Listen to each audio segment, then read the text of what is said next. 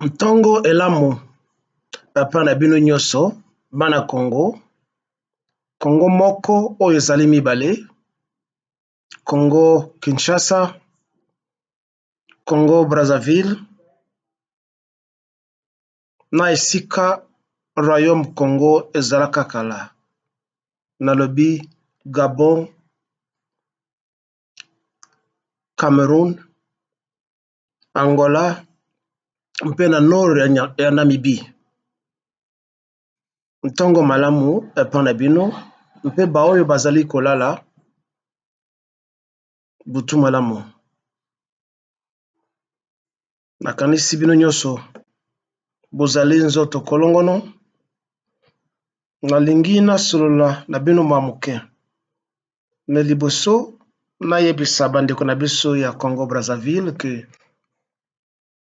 avec le temps il faut basala makasi mpo to changer nkombo wana ya Brazzaville totia ata kombo ya koko na biso moko ya kala o basi bakufa. Entre autres tolingi Brazzaville ebongwana ebanda kubengama Makoko.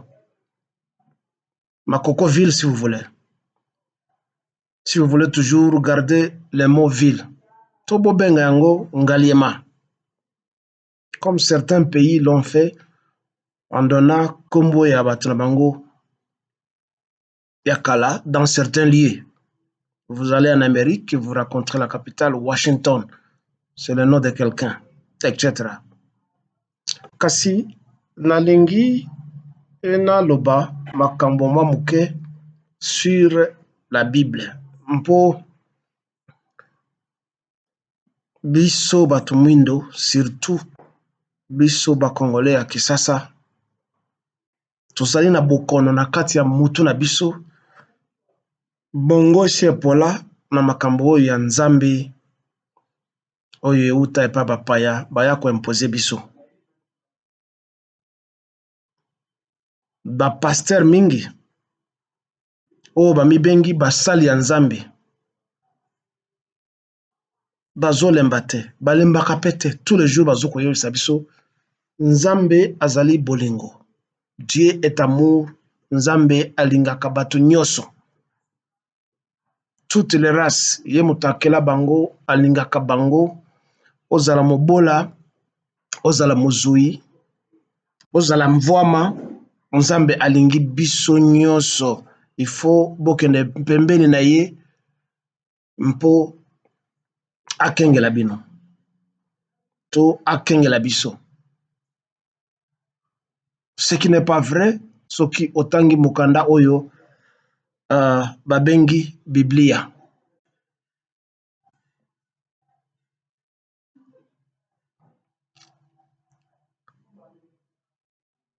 Un philosophe grec à l'époque, babengi Platon, aloba boye,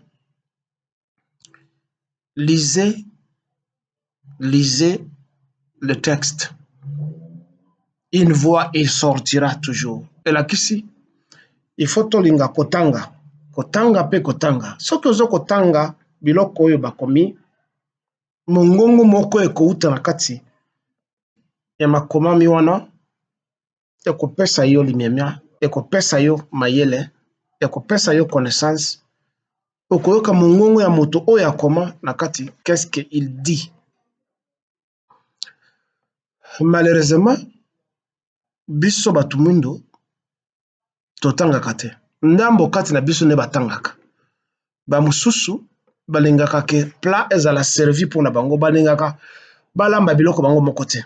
Balingaka ba servir bango.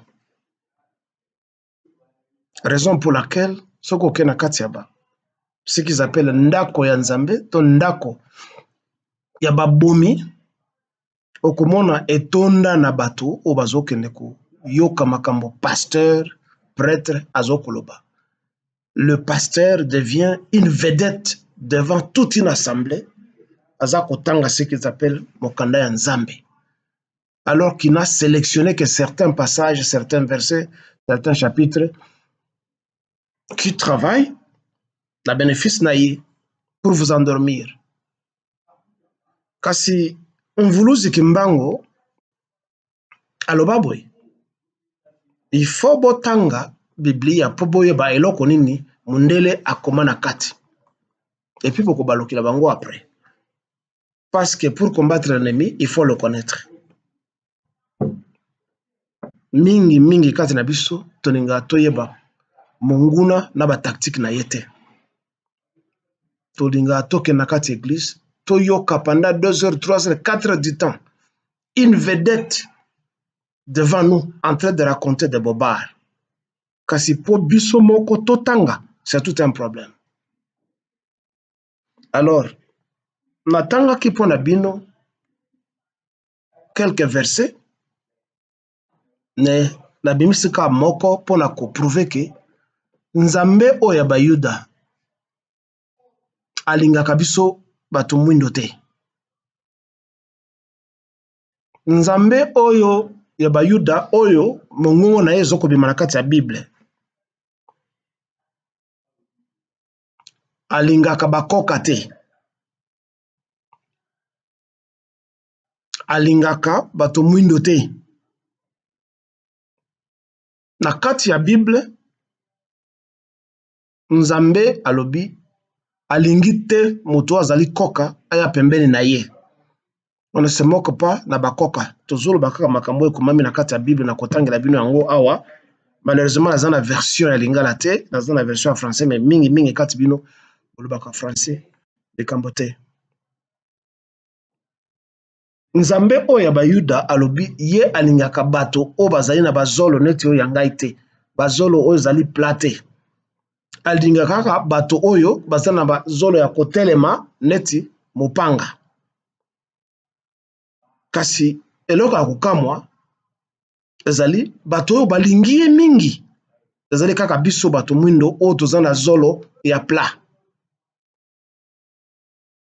Alors totanga ekomami oyo eza na kati na buku oyo bolobiki ezali buku esantu. Ndenge nalobaki na koloba yango na lokota ya lo français. Dans le Bible, je voudrais vous lire. En lisant dans Lévitique 21, de chapitre 17 à 20, nous remarquons comment le racisme et les crimes sont légitimés dans la Bible. Lévitique 21, 18, et le Bible. Tout homme qui aura un défaut corporel ne pourra s'approcher. Un homme aveugle, boiteux, ayant le nez camus ou un membre allongé ne doit pas approcher Dieu. Verset 16 est continué.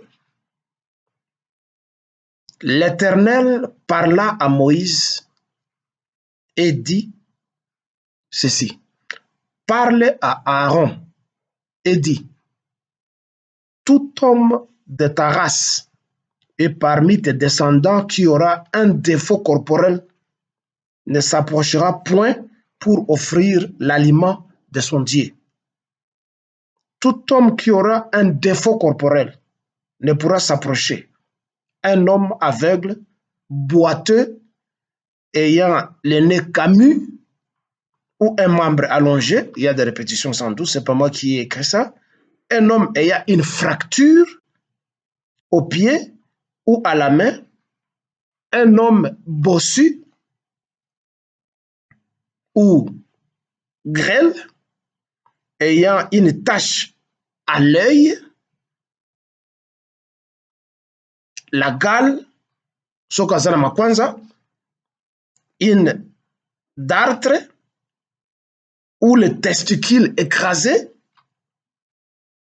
tout homme de la race du sacrificateur Aaron qui aura un défaut corporel ne s'approchera point pour offrir à l'Éternel les sacrifices consumés par le feu. Il a un défaut corporel, il ne s'approchera point pour offrir l'aliment de son Dieu. Il pourra manger l'aliment de son Dieu, des choses très saintes et des choses saintes. Mais il n'ira point vers les voiles et il ne s'approchera point de l'autel, car il a un défaut corporel. Il ne profanera point mes sanctuaires, car je suis l'Éternel qui le sanctifie. Eh bien, dans le passage, vous remarquez que Dieu n'aime pas les handicapés physiques et les paralytiques. En plus, il n'aime pas ceux qui ont un nez camus, c'est-à-dire un nez plat.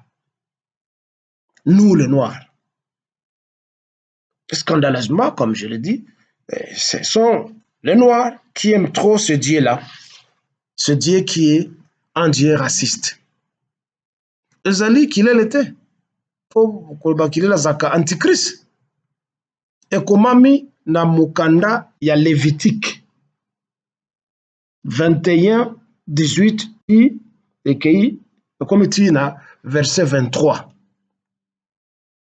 Bible elobi moto oyo aza na zolo neti ya yo moto mwindo na moto azali koka to azali na defo na kati ya liso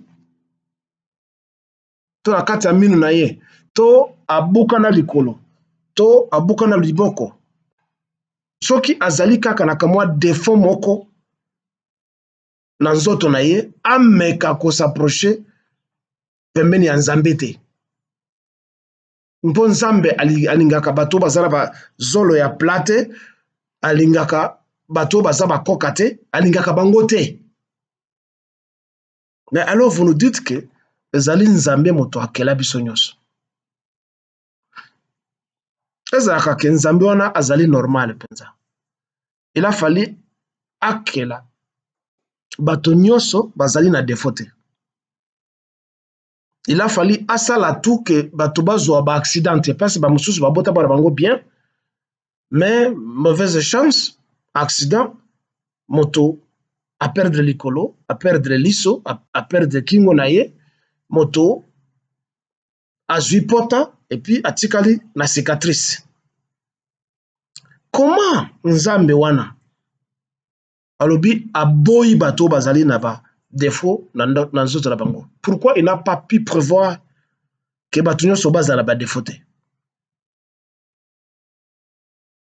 Par contre, biso bato mwindo, nous sommes les premiers ya kolinga nzambe oyo alingi biso te. Alobi il n'aime pas quelqu'un qui a un nez camus. Nez camus elakisi zolo oyo ezali ya planète ya ngai neti ya bato mingi ba noir nyonso, oui, certains noirs bakomi na bazolo na bango ezali kotelema te mais ils sont à minimum, pas à maximum. 99,9% ya biso bato mwindo boza na zolo neti oyo ya ngai. Mais Bible elobi bino boza na bazolo neti oyo ya ngai komeka te koaproche nzambe alingi bino te.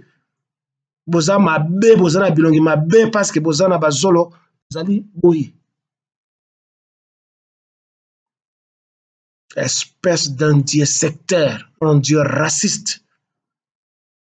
Nous te délogeons de notre continent et de nos pays. Le dieu juif, le dieu israélien, le dieu des Arabes, nous ne voulons pas de vous. Et nous voulons rester dans la spiritualité africaine qui nous rapproche plus près de nos ancêtres, qui ne nous discrimine pas.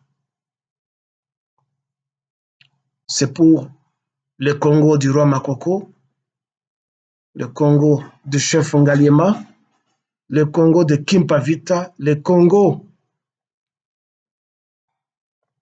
de Kasavubu, le Congo de Lumumba, le Congo de Kimbango. Un bon week-end à tous et rentrons dans la spiritualité africaine. C'est moi, Vib, Jemadar Vib Kilkilele.